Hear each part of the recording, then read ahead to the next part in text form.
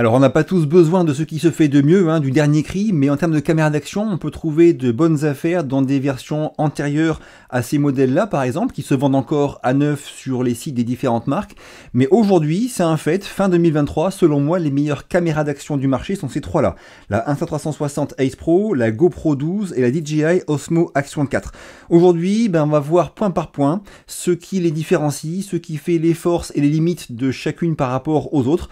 Je mets un timecode avec des chapitres sous la vidéo pour naviguer de partie en partie pour ceux qui le souhaitent. Cette vidéo n'est pas sponsorisée, on y va. Premier point qui est important pour une caméra d'action, c'est le design. Déjà au niveau taille et poids, elles sont rangées dans l'ordre là. La plus petite et la plus légère, c'est la DJI Osmo Action 4. Ensuite, on a la GoPro 12 et après la Ace Pro qui est la plus grosse et la plus lourde des trois. Alors après, dans l'usage, concrètement au quotidien, oui, elle est plus grosse et plus lourde, mais c'est pas un truc qui moi m'a gêné quand je m'en sers. Ça reste une caméra, on va dire, d'action compacte. Donc par rapport à ça, si vraiment vous voulez ce qui se fait de plus léger, par exemple pour du FPV ou quoi, c'est sûr que la Action 4 aura l'avantage par rapport à la Ace Pro.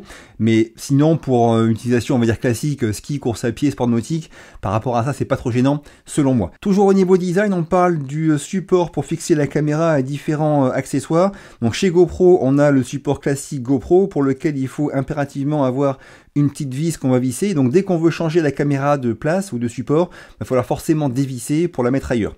Chez DJI et chez Insta360, on retrouve en revanche un système qui est à la fois clipsé et aimanté, qui tient vraiment super bien. Et donc l'idée, ça va être d'avoir plusieurs de ces petits supports là pour pouvoir, quand on veut changer la caméra de place, avoir juste à enlever comme ça en appuyant sur les petits boutons. Hop, et ne pas avoir à chaque fois à tout dévisser. Forcément, quand on n'en a qu'un seul, c'est beaucoup moins utile. Le but, c'est d'avoir plusieurs petits supports comme ça pour ne pas avoir à chaque fois à dévisser la caméra quand on veut la changer de place. Ça, c'est un très bon point en faveur de la Action 4 et de la Ace Pro, selon moi. Maintenant, encore un point au niveau design, ça va être le protège objectif. Sur la DJI Osmo Action 4, on peut dévisser ici le protège objectif, soit pour mettre un filtre ND, soit pour le remplacer s'il est cassé. C'est pareil sur GoPro. On peut enlever sur la GoPro le protège objectif. Il y avait des GoPro plus anciennes où ils avaient retiré cette possibilité.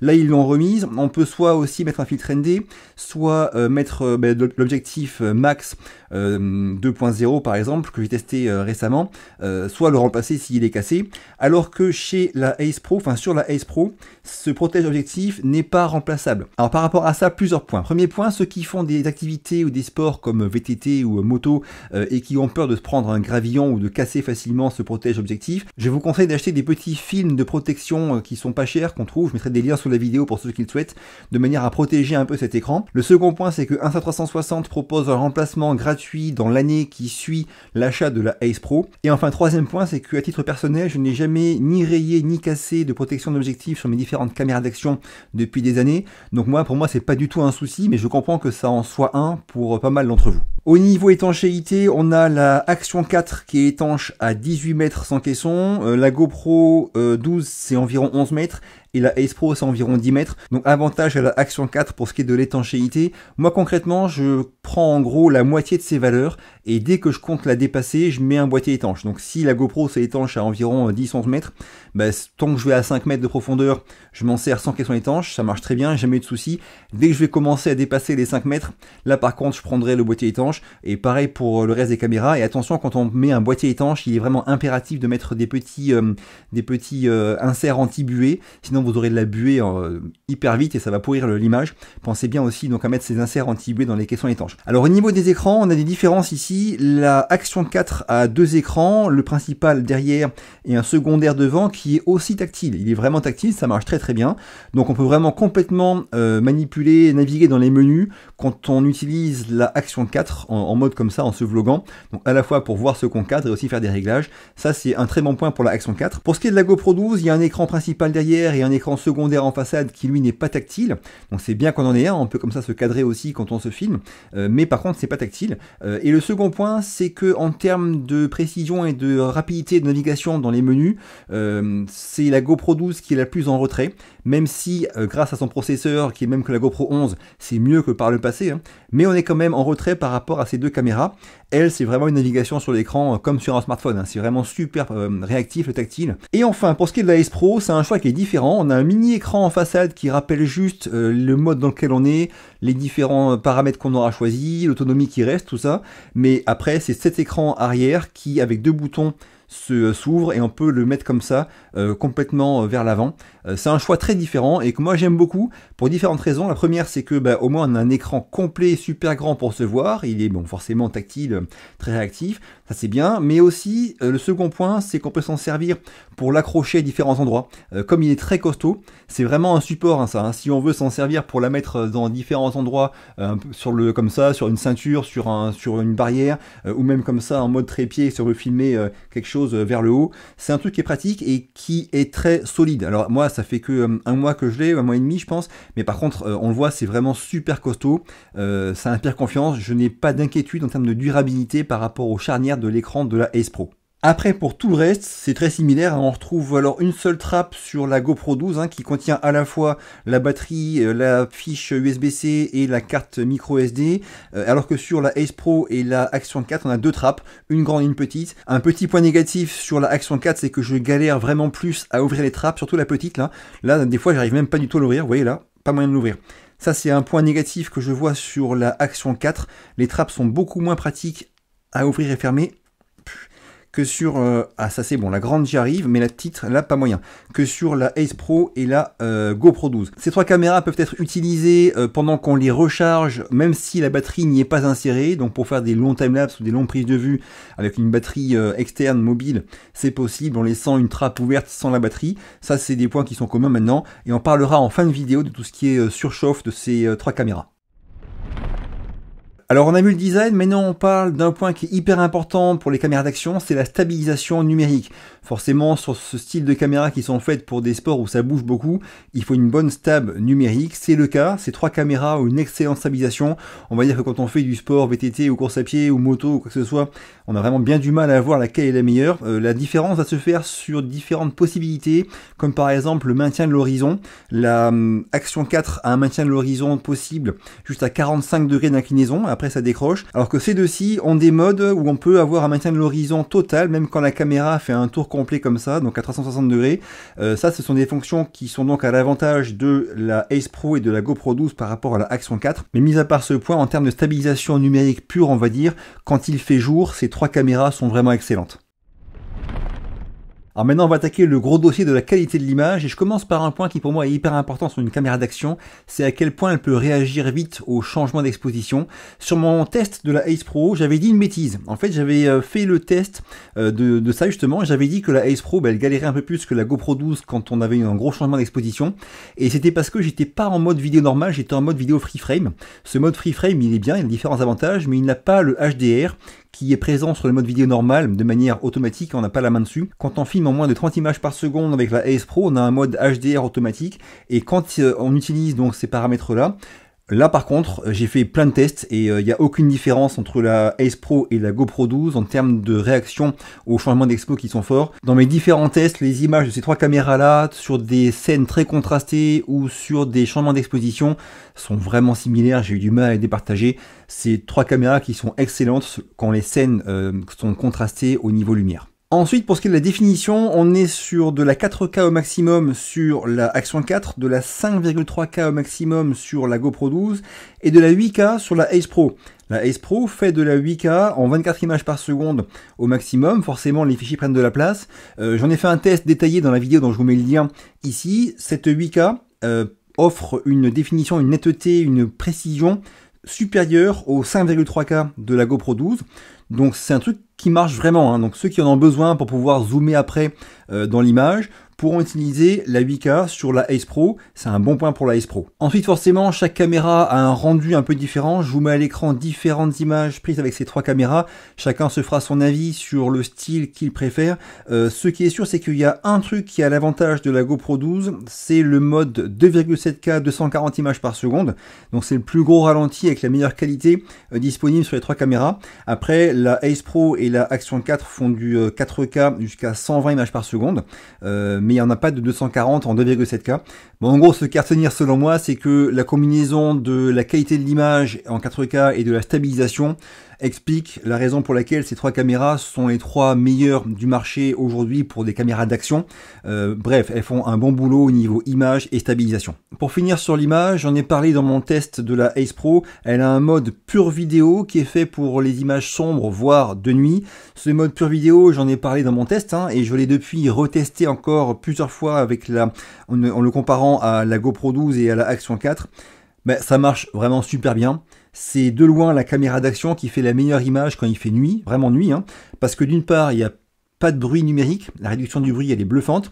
D'autre part, il y a une plage dynamique qui est vraiment étendue, donc on arrive à avoir des hautes lumières qui sont pas complètement cramées, par exemple des lumières de ville, de nuit, qui vont pas être cramées du tout en gardant des basses lumières qui seront correctes. Et enfin, troisième point, c'est que tout ça, on l'a avec en plus une stabilisation numérique qui marche de nuit. Donc franchement, il n'y a pas photo pour ce qui est image nocturne ou image quand il fait sombre. La Ace Pro a largement l'avantage sur ces 2 caméras-là. Maintenant, un petit point sur tout ce qui est aquatique ou subaquatique. On a parlé de l'étanchéité, donc avec 18 mètres pour la Action 4 et puis environ 10 pour la Ace Pro et la GoPro 12.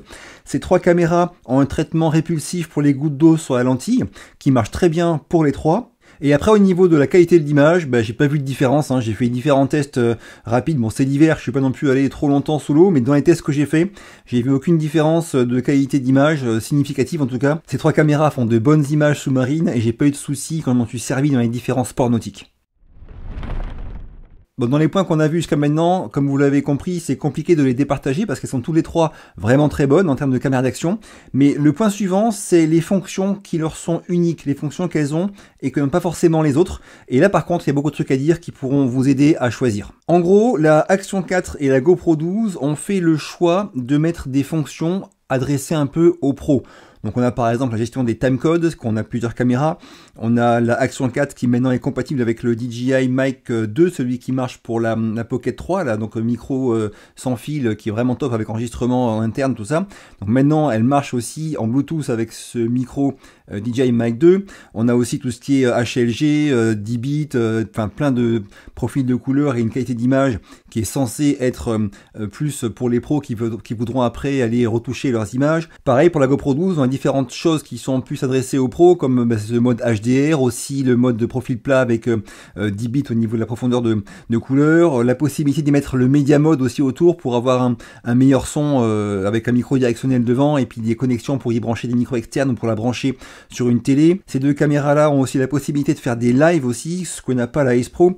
Bref, pas mal de fonctions sur ces 2 caméras qui sont plus tournées vers un usage, on va dire, pro, contrairement à la Ace Pro qui elle a fait le choix d'avoir des fonctions qu'elle est la seule à avoir et qui sont plus destinées on va dire au grand public et qui sont très pratiques. Ça j'en ai fait une vidéo vraiment dédiée, je vous mets le lien encore une fois sous la vidéo en description. On peut par exemple en cours d'enregistrement annuler et effacer l'enregistrement qui est en cours, on peut aussi mettre une pause sur l'enregistrement et le reprendre plus tard. On peut par exemple avoir une gestion des moments forts par l'IA dans la caméra qui fait tout ça automatiquement. Il y a plein de choses qui sont propres à la Ace Pro qui ne sont pas présentes ici et qui sont possibles notamment par sa puce qui est gravée en 5 nanomètres. Il y a pas mal de choses aussi qui sont gérées par l'IA dans la caméra. Bref, ça c'est vraiment très pratique au quotidien. Et encore une fois, je vous invite à aller voir la vidéo où je parle de ça sur la Ace Pro parce que c'est des différences, c'est des points qui sont vraiment uniques et que n'ont aucune autre caméra. Point suivant, la surchauffe. J'en ai parlé sur mon test de la Ace Pro. J'ai fait différents tests de surchauffe entre ces 4 caméras-là, la Pocket 3, la Action 4, la GoPro 12 et la Ace Pro. En fait, la Ace Pro est la meilleure de toutes les caméras d'action ou de poche que j'ai niveau surchauffe. Le seul cas où la Ace Pro a surchauffé dans mes tests, c'est quand j'avais activé le mode assistant IA moment fort. Ce mode, il est assez gourmand. Mais même comme ça, elle s'est éteinte à cause de la surchauffe après ces 3 caméras-là. La pire, c'était la Action 4. Après on avait la Pocket 3, puis la GoPro et enfin la Ace Pro qui s'est arrêtée quelques minutes après la GoPro. Mais quand j'ai coupé ce mode assistant IA moment fort, là par contre j'ai pas eu de surchauffe. Donc on peut filmer avec la Ace Pro sans jamais qu'elle ne s'arrête à cause de la surchauffe. Elle va s'arrêter à cause de la batterie bien sûr, sauf si vous la branchez sur une batterie externe ou à cause de la carte mémoire qui est pleine, mais pas à cause de la surchauffe. Mais c'est la seule des caméras de poche que j'ai testée qui ne va pas s'arrêter à cause de la surchauffe, même en 4K 50 images par seconde, et c'est un bon point. Pour finir, dernier point, comme vous le savez, souvent quand on utilise ce style de caméra, après on aime bien aller voir les images qu'on a prises avec sur un smartphone. On peut aussi bien sûr mettre sur un ordinateur, soit la brancher directement, soit en mettant la carte micro SD dans l'ordinateur. Mais aussi souvent on utilise l'application, soit pour contrôler la caméra à distance, soit pour voir ce qu'on a filmé. Et là en termes d'application, on va dire que le classement pour moi il est comme ça. GoPro, avant j'avais de gros soucis niveau application, en termes de connexion à la caméra, en termes de crash, tout ça. Là j'en ai pas, Sur la GoPro 12 maintenant tout marche bien, pour moi en tout cas. Mais pour autant, ça reste selon moi l'application qui est la moins puissante, la moins agréable à utiliser, Quick là. En deuxième, j'ai celle de DJI, Mimo, qui est très bien, elle est très pro, très bien, très rapide, fluide, franchement c'est très pro. Et après, il y a celle de Insta360 qui, elle, en plus de bien marcher, d'être fluide chez moi, offre plein de possibilités que n'ont pas les autres. On va dire tout ce qui est fun, tout ce qui est story, tout ce qui est création un peu rigolote. Et en plus, quand on a plusieurs caméras de la marque, c'est aussi un régal d'avoir tout qui est au même endroit pour bien tout utiliser. On va dire que la plus propre, la plus pro, c'est celle de DJI, Mimo, mais que celle-ci, avec ses différentes possibilités qu'elle a en plus, tout en restant très pratique et très sympa à utiliser, est pour moi celle que je préfère en tout cas utiliser. Donc vous l'avez vu, il y a quand même des différences tant au niveau matériel que logiciel sur ces trois caméras-là. Bien sûr, certains pourront être rebutés complètement par un point par rapport à leurs besoins, à leur utilisation. Mais ce que je voulais vous faire comprendre aujourd'hui, c'est d'une part que je peux recommander sans souci n'importe laquelle de ces trois caméras-là, parce que les trois marchent bien, j'ai pas de bug avec, elles font de belles images, la stabilisation est bonne. Bref, ces trois caméras-là sont bonnes. Bien sûr, selon vos besoins et votre budget, il y aura différents points qui mettront telle ou telle caméra en avance ou en retard par rapport aux autres. Ce sera à vous de voir. Mais ce qui est vraiment intéressant, je trouve, c'est que cette Ace Pro, qui est la première caméra d'action, vraiment pure action de chez Insta360, directement, non seulement elle est dans le game, mais en plus, elle a pas mal de choses qui la mettent en avance par rapport aux autres. Maintenant, bien sûr, chacun fera son choix selon ses besoins et son budget, comme d'hab. Mais dites-moi en commentaire, vous, ce que vous en pensez, laquelle de ces caméras vous intéresse et pourquoi. Moi, j'ai fini pour aujourd'hui. Si la vidéo vous a plu ou été utile, pensez à me le dire en commentaire, à me défoncer le bouton like, à la partager à vos proches ou à vous abonner, ça m'aide beaucoup. Je vous quitte, à très vite pour la prochaine et d'ici là, bougez-vous purée, bougez-vous.